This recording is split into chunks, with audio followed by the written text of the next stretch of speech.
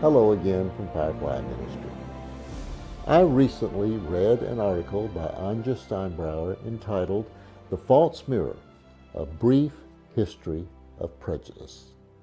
Now in this article she muses that men can't multitask, women can't resist shopping, the English have a good sense of humor, but the Germans don't, and philosophers spend their lives gazing at their navel, politicians can't be trusted, and civil servants are boring. These stereotypes, these ideas and prejudices, they're ubiquitous. Sometimes they're annoying, sometimes they're funny, but sometimes they're devastating. Psychologists have long known that people can be prejudiced toward others based on group affiliation, racial, ethnic, religious, or even political affiliations. From the human nature perspective, prejudice operates automatically, most of the time without the holder even being aware of it. When tested, most people, even those who feel deeply about equality, show some level of prejudice towards other groups. Now, it's evident that our brains are wired for bias.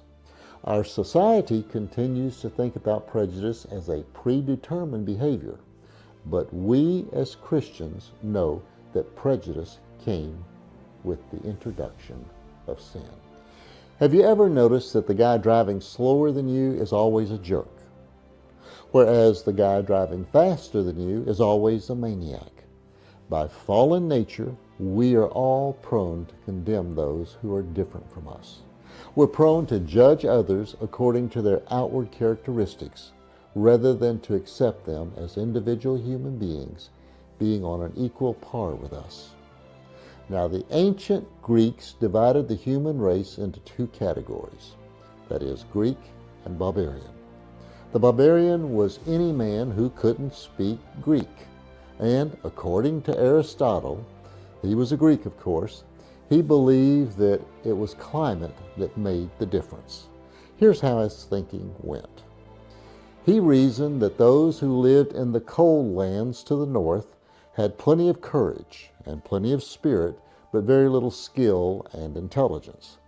And those who lived in the warm south had plenty of skill, intelligence, and culture, but little spirit and courage.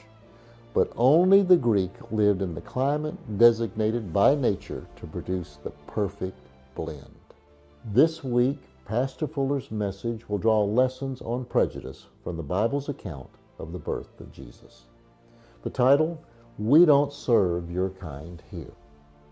Because most of the conflicts we face in the world today originate from the clashes between social groups, it makes sense to devote time to understanding how to reduce our bias and our prejudice.